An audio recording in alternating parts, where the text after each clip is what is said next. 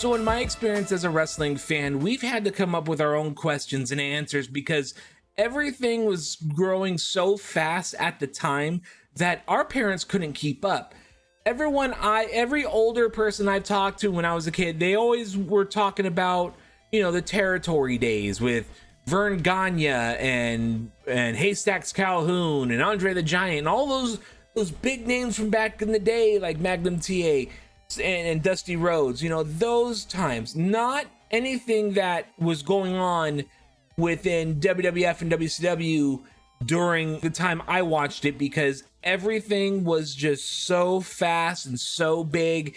It changed a lot of pro wrestling landscapes forever, and I really love sticking to the ride. So that's why I like to generalize and give a logical perspective into pro wrestling, so then that way we have an idea on how we can interpret it and enjoy the show maybe a little better. And if it makes you, if my answers help you enjoy the show, then I've done my job. And what you can do, if since we're here, if you could do me a favor, click on the like button down there. That would be great. Go ahead and subscribe. That's when you're gonna see me show up on your algorithm. Hit that bell icon as well so you get notified when I upload all my videos.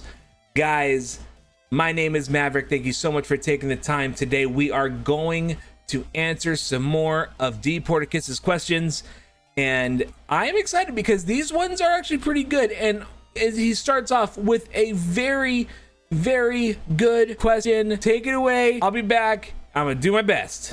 What's the deal with what chants? No intro. Why? How did we get here? What chants have to be the thing that drives me the most insane, even as someone who hasn't had to listen to it for very long? So I understand that it comes from Stone Cold Steve Austin. He started it, but why? How? What was the context? How did he use it? Was it the same way that fans use it right now? Was it just to interrupt promos? Did he also do it during promos? How could something like that have caught on to the point where everybody I ask online says that they hate what chants, but yet somehow arena after arena after arena, 20, 30, whatever thousand people are whatting promos? So everybody online I'm talking to hates it, but everybody that goes to shows still does it. Where's the disconnect here? And I know what you're gonna say.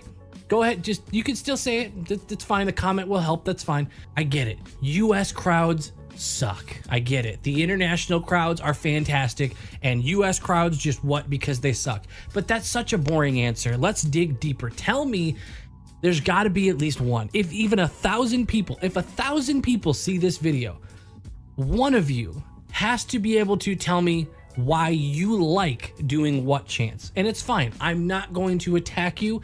I will disagree with you, probably. I'll be open-minded, but there has to be some of you watching this video completely disagreeing with me, and that's who I want to hear from right now on this first question. What do you like about what chants? Is it just fun? Do you just find it humorous? And honestly, I'll accept that answer. That's better than a lot of what I feel like I've heard online. But if you are someone who goes to shows and you actively want to do the what chant, no matter who it is, or are you targeting a certain type of promo? Educate me. I can't speak for anybody else in the comments. I can only ask that we do not attack anyone who says, hey, I love the what chants and here's why. But I also want to know, how did we get here? It didn't happen overnight. So what? Stone Cold Steve Austin started doing it in a certain context that I'm hoping you will fulfill, and the crowds just thought it was hilarious, or was it super hype? Tell me how we got here. I am willing to hear the opinions of those who love it, and I'm willing to listen to how we got to this point so I can maybe understand why there are fans that still attach to this. But as someone who's only been watching wrestling for a year and a half, I don't get it. It feels disrespectful. It feels like it derails promos. It comes off to me like the crowd isn't listening to the promo, or like they're bored. Is that it? Yep. Hey, I feel you. Hey, trust me, every wrestling fan has been through that particular feeling when it comes to the what chants. Little bit of history real quick. back in 2001, Stone Cold Steve Austin turned heel on the WWE and joined the alliance consisting of Shane McMahon, Stephanie McMahon, Paul Heyman, and a lot of WCW and ECW wrestlers from that era.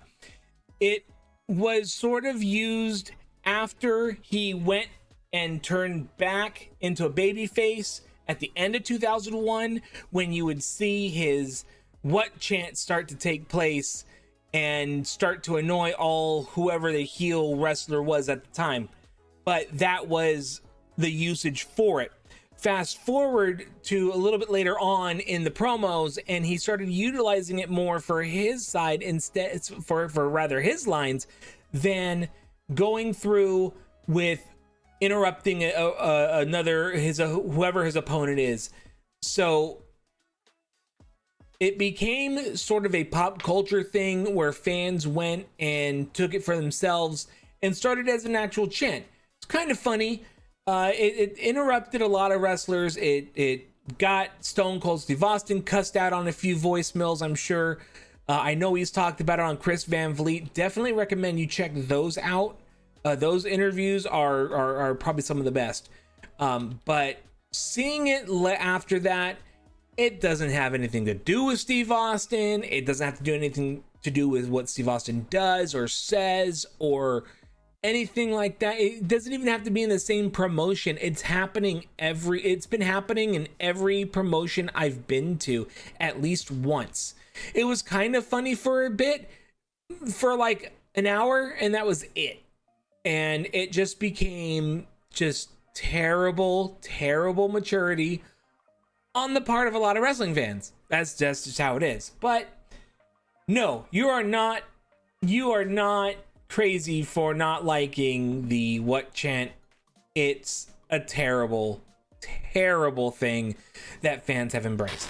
As a wrestling fan, how important is it to you that your wrestler gets a title? Now, I don't mean a push. I mean specifically, think of whoever your favorite wrestler is right now. How important is it that they get a title? The reason I ask this is because I see so many scenarios and so many people that say that wrestlers, they lose a lot of their momentum once they've achieved their title, that so many popular wrestlers are just more entertaining on the chase, when they're in pursuit of that title. And a big example I've heard of that has been Cody Rhodes. And of course, his post-championship run has not pleased everybody. So naturally, he's been someone that people have pointed to as someone who was way better, as someone who was trying to obtain the title rather than defend the title. But then I look over at someone like LA Knight. Do you expect that's going to be different than Cody Rhodes? Do you expect that? Think of how much hype LA Knight had behind him and how much people loved him. The pop he got every time his music hit. That only kind of slowed down. It barely did. You wouldn't have even noticed if you weren't comparing it directly to maybe a year ago. Are you worried at all that someone like LA Knight would suffer from this issue where the hype behind him might die out a little bit because now he's got the title? But don't let that secondary question distract you, because I'm really curious about the first thing I asked. Are you cool with your wrestler just being constantly on TV, or constantly in the conversation with the other main eventers, or just constantly being used in an entertaining way? I'll admit, I would love to be able to say I don't need my favorite wrestler to need a title, but I feel like at the bare minimum for me is I need my wrestler to be in the conversation. I'm not saying they need to constantly be the number one contender, but I like the idea of them consistently competing for that number one contendership. Or I at least need them to be in some sort of feud that I can sink my teeth into. For instance, Bayley losing the title isn't the end of the world for me. I'm hoping this results in her maybe finding a way to get into some sort of a feud and resolve the previous issues between her and Dakota Kai. But I also have heard a lot of people treat these wrestlers like sports teams, and they need them to have a winning record, for them to like them. They need their wrestler to win more than they lose. The importance of a title match is pretty significant, because that tells you who the company is going to back and who they're going to hype up. The more Cody Rhodes holds the WWE Universal Undisputed title, the more appearances he's going to make, the more merch is going to be created, the more content is going to be filmed, the more you're going to see Cody Rhodes' $1 million smile on every piece of WWE marketing that you'll ever come across, and with good reason. When you're the champion, you're the face of the company. You're the employee of the time. And for people to be in the conversation, there's a popularity factor that should be considered. And the fans should always keep watch of that. Swerve and Hangman was a massively popular story, and it led to big title match. It led to Swerve getting a title. It led to this cage match that we got at All Out. But there's been times way back in the day where title matches were very important, and stories and promos reflected the importance of it, while still maintaining the intensity and the importance of the fact that, hey, I'm going up against you, so we need to do this. We're going to do this. This is what's going to happen. I'm going to fight you because you were messing with my wife, but hey, you got a title, so you want to mess with my wife? Cool, I'm going to take your belt. And that's been how it always had, sort of worked with wrestling for many years. Now, if you haven't already seen it, I did a video on when I went to WrestleCon, and I had a fairly underwhelming experience if you don't feel like going and watching that. So my question is, for wrestling fans, is there a WrestleCon equivalent by another name? Is there another type of traveling wrestling type show? Because I'm fully aware that WrestleCon isn't like owned or produced by the WWE. At least I think so. I assume they're not. And I know WWE they're doing this Fanatics thing that's coming up. I've heard of WWE World, but is there another third party just traveling wrestling fan convention show, something that travels around just to go to, with maybe some vendors and meet and greets, or just stuff like I saw at WrestleCon, but better? I ask this because I want to go. I want to go be around wrestling fans. I want to go do these things that wrestling fans do. And I like the idea of seeing previous wrestlers speak, or vendors and collectibles and just stuff to shop around. I didn't really get that from WrestleCon, and I don't see me being able to go to WWE World or this Fanatics thing that's coming up. So I'm hoping there is something more in the realm of affordability and accessibility like WrestleCon was. These don't need to be huge, by the way. This can just be, I don't know, it could be just something that has a Facebook group. Well, aged myself, sorry. I meant to say they could have a Snapchat group, or anything where they have people sticking together and traveling and doing something. I want to go, and just Googling it doesn't really help. I tried. Yeah, I'm probably not as educated enough around wrestling conventions. I do know there are some. I know that there's WrestleCade, Cauliflower Alley Club in Vegas. They hold a convention every year. There's quite a bit. I haven't had much experience with conventions as far as like wrestling centric themes. It's not as often that you see them pop up as like you would see with everything else, but yeah, do follow Facebook groups, follow any wrestling convention page that you could find, because most likely there's going to be more that's going to be connected to those pages. Facebook's another good one. I know not a lot of people like Facebook, but when it comes to advertisements for wrestling shows in general, a lot of promoters will go to Facebook because they're not so savvy on Twitter or TikTok or Instagram as, a lot of the younger fans are. So I definitely would recommend doing that. But if you could find a traveling club that goes to the shows every year, has full as like a schedule of events to go to that we can all meet up or something, that would be awesome. Personally, I'm going to be at Wrestle Kingdom this coming January, and man, if I could find some New Japan US fan club fans that did the extraordinary move like I did and make the pre-sale, that would be awesome. I would love to organize a cheering section for Japan. That'd be great. But wrestling conventions in general. One last note. for, if you're not used to going to conventions and you want to have a good wrestling experience and maybe catch something where a legend is going to show up, a legend or two, go to your regular indie shows. Those are like mini conventions anyways. Just look at their merch tables. You got all kinds of merchandise on there, not just for the wrestlers performing at the show, but little collectibles by like, you'll find collectibles sometimes. Depends on the promotion, depends on the connection that comic stores would have with these promotions. You can find some insanely rare collectibles at shows. I have seen it and it's amazing. My next question is for those of you who frequently, or maybe not even frequently, but once in a while you go to shows. This can be a house show, this could be AEW, this could be New Japan, TNA, doesn't matter. Any show where you could encounter signage, like signs people are holding up with wrestler's name on it or whatever. As someone who likes to bring a sign sometimes to a show, what are your thoughts as someone who doesn't? Like, I understand there might be some of you that say, no signs. I want to be able to see the whole thing. But realistically, signs are a pretty big part of wrestling, and I feel like it always will be. So I'm not even going to really have the conversation of should signs be allowed. This is more of a conversation of what's good sign etiquette. Are entrances okay? Mid-match feels like it almost guarantee keep the sign down, but maybe right before the match when they're announcing names, afterwards when the winner has been awarded and the refs holding their arm up.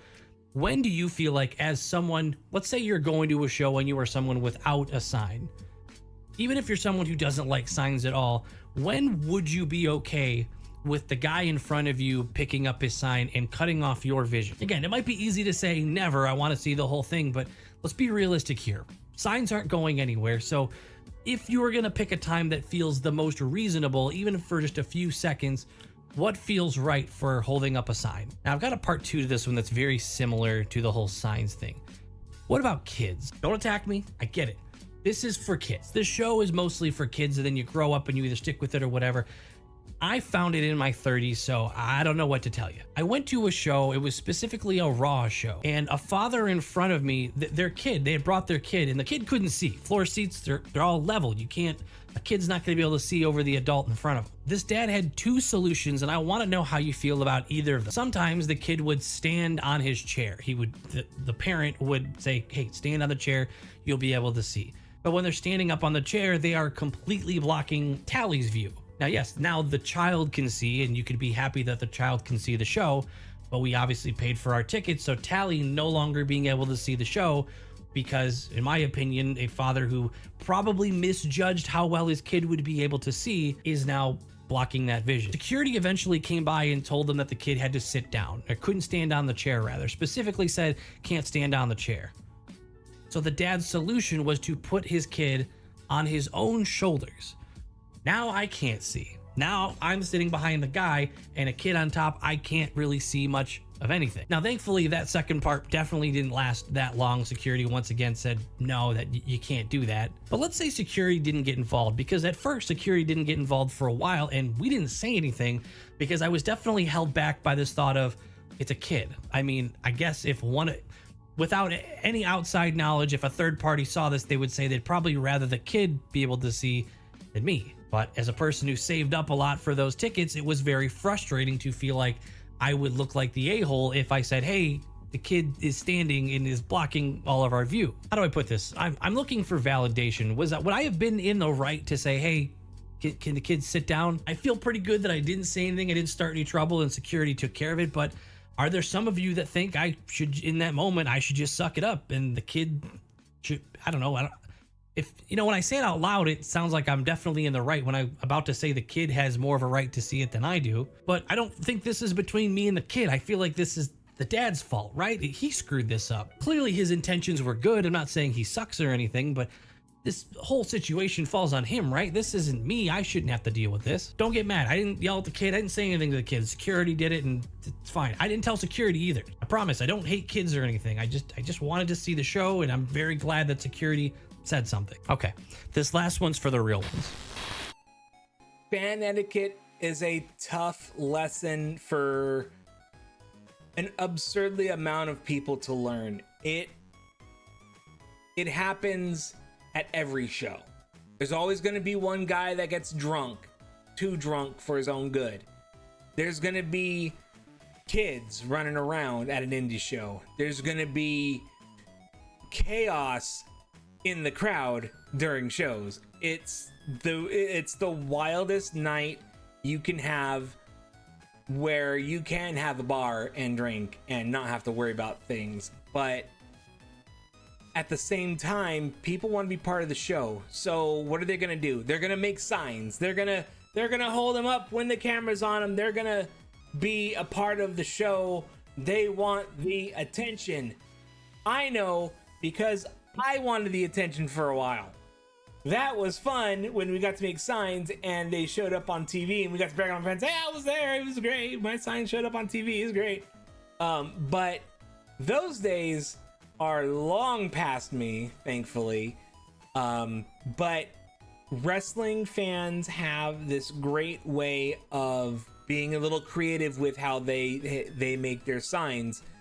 But the question that you're asking is, when's a good time? Like, what, like, is it location based? Is it time based? Is it, what's going on? So if we're talking location, of course, the number one place to have your sign is on the hard cam side. Cameras facing one side of the ring and showing the crowd behind it. You're gonna have the most amount of people on screen at one time, along with the two wrestlers in that particular angle. To hold them up, personally, I think that it should be during entrances only. There's no reason to have them up any other time than during entrances, because that's when you're most likely going to get seen. If you're on the hard cam side, though, you have an advantage of being in the peripheral of the camera. It's right there. So hold up a sign real quick while it's there. Yay! And some people on that side get creative with it and go outside of wrestling and go into video games. Botchamania highlights them all the time, which is actually very welcome.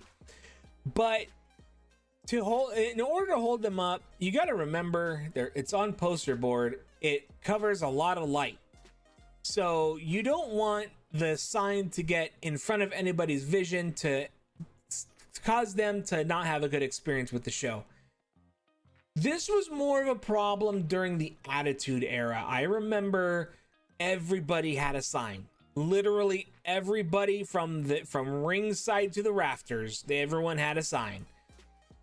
I had some signs, but I never really. I loved it. It was fun. I got to be a little funny with it, but I didn't feel like that was a productive use of my time anymore.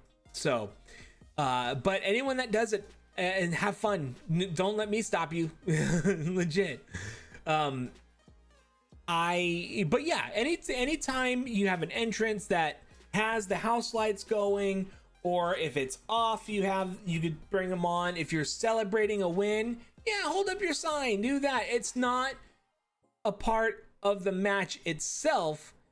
It's more of the pageantry of it, because wrestlers love seeing signs. That's legit. If it's a good sign, yes, they love it. But if it's a really bad sign from a not so passionate fan, then yeah.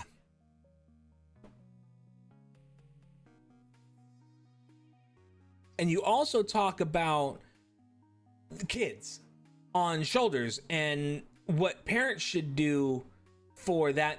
Very good question. Let me share some experience of what my folks did, or at least my dad did, when he would take us to WWF shows. So, entrances, cool, go on the shoulders. If you're ringside, at the time, there were the old guardrails. We could see through the guardrails, no problem. I had great encounters with wrestlers while I was on my dad's shoulders, high-fiving them as they're coming out. And Hillbilly Jim loved kids back in the day. He was such a good grandpa kind of deal. Hillbilly Jim was such a nice guy back in the day. But yeah, you don't want, but just like signs, you don't want your kids on the shoulders during the entire show. You can have them maybe stand on a chair, but you're still going to be in the way of someone. And yeah, I feel your pain on that. I've been through it to where I couldn't see half the show because, because people were standing. You got to remember, if you're on floor seats, you're going to have that problem the worst. You're not going to be able to see the ring once the first 3 rows of people stand up.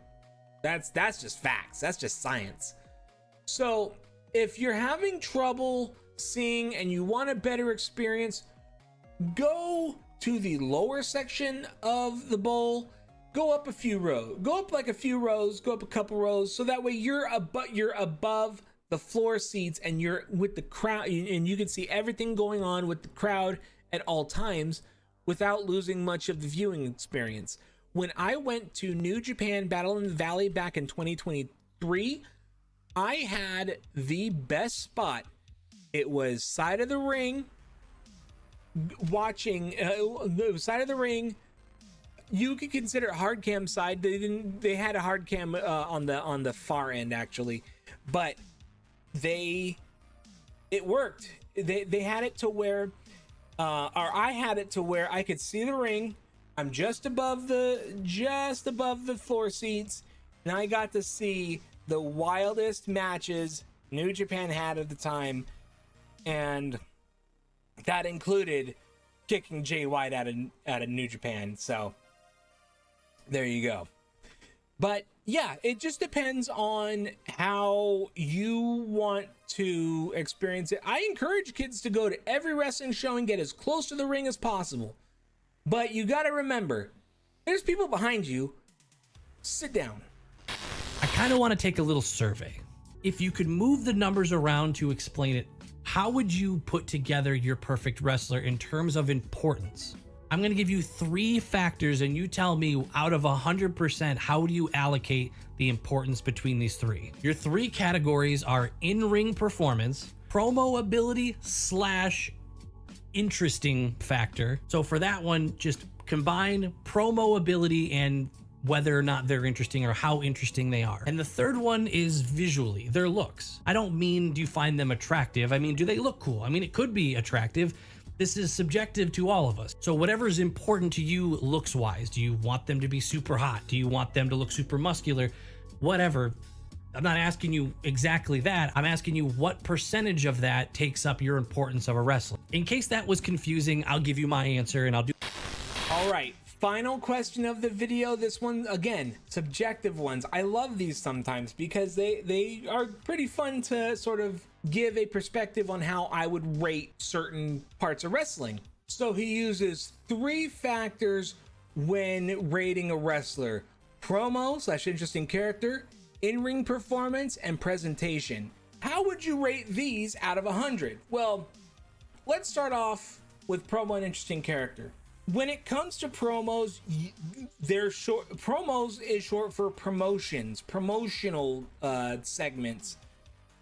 You gotta hype the match. You gotta be able to tell people you're gonna kick this guy's ass because you're doing this, or you make sure you get this pay-per-view because I'm gonna take on this guy for the title. You want to bring people into the show and you want them to really be engaged by it, and the more epic of a promo that can be made, the bigger the match is going to come off. We find that most recently with All Out 2024 for AEW, when Hangman Adam Page burned down Swerve Strickland's childhood home. That was amazingly, wildly epic and a great heel move by Hangman Page, despite it being a felony. But when it comes to the interesting character, people are going to want to notice, people are going to want to know who you are. Jake the Snake Roberts was a hell of a great, interesting character. He was methodical. He was timed. He got into wrestlers' heads in the wrestling sense. He had a snake with him. The snake bit Macho Man in the ring. And you gotta have an interesting character that can pull people in, and that requires a lot of sort of amplified arrogance, and it's based, and it goes back to the old formula of who a wrestler is. A wrestler is a human being with their ego turned up all the way to 11. But with wrestling, it's different in a way that it's portrayed as a violent sport when we know what's up. So it all depends on the match, the situation, and it kind of has to do with whether or not a wrestler is a babyface or a heel, depending on the role that they take. So that would be it. The next trait on here, in-ring performance. You got to walk the walk if you're going to talk the talk. How good are you in the ring? You know, that's also a big factor for sure. And finally, presentation. How do you look in the ring? When you're wrestling, how glittery are your pants? How flamboyant are you going to come out? Presentation is everything in pro wrestling. Presentation gets you movie deals, gets you bigger contracts, gets you titles, gets you, main event spots on cards. So there's a lot to go over. There's so much to go over. I mean, all three factors sort of covered most of the gambit of wrestling. So when it comes to the ratings, when it comes to, say, promo / interesting character, how important is that? I'm going to put that at 40%, because I'm going to put that at 30%, because promo and interesting character can get you so far. It's the presentation that's going to pick up the slack when it comes to, because if you're going to talk like you know what you're talking about, you want to look like you mean business. You don't want to come in sweats and a tank top and just say how you're just going to win the match. It's not how it works. You got to keep the people invested. You got to let them know you mean business. And a lot of people back in the old days have done it. Dusty Rhodes was very well known for it. So it's a lot of factors going into your presentation and how it's going to affect the promos and the character. So both of those, since they're working in tandem, they get an equal share. So I put both promo and presentation at 30%.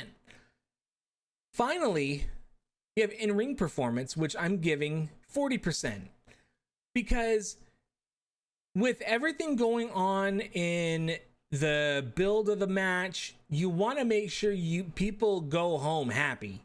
So when you have that match, you need to make sure that the scale of it matches how much effort you are putting into the promos. I mentioned Hangman and Swerve Strickland's storyline for AEW. Well, you burned down the house. He burned down Swerve's house just like he said he would. And now All Out 2024 has a lights out steel cage match, which will most likely have weapons. So that's a blood feud. That's a scale of it. That's everything that these promos and builds and all this long-term storytelling has built up to was this cage match. So it's going to be amazing. So, but I digress. There's other exceptions. That's just my perspective. All right, everyone. Thank you so much for joining me again. 5 questions up, 5 questions down. I am happy to do this. If you have any questions at all, general pro wrestling, AEW centric, New Japan centric, be sure to let me know down below in the comments. I'm going to link to the first video as well in the description, so that way you see how this all started. And yeah, I would love to answer any and all questions for professional wrestling that you guys have, but for more of a perspective on me, please guys, make sure you check out Hardway, a pro wrestling story. That's going to be my podcast that I do with the business Lawrence Adams and Bullet Blaine Davis. over on the Rival Forge Wrestling YouTube channel, which will be changed very soon. I'm actually going to be working on getting that updated. But as far as this channel goes, guys, I'm going to be doing some more videos outside of wrestling coming up very soon. I want to do a VR video. I want to do a video game video. I want to do something for computers. So let me know on my socials what you want to see, and I'll see what I can make. I'm actually looking forward to that. But guys, thank you so much. Please, again, make sure you hit the like, make sure you ring the bell, and if the subscribe button is showing up, click on that too. Give that a little tag, and let's see how much wrestling we could cover in the very near future. See you later, everybody.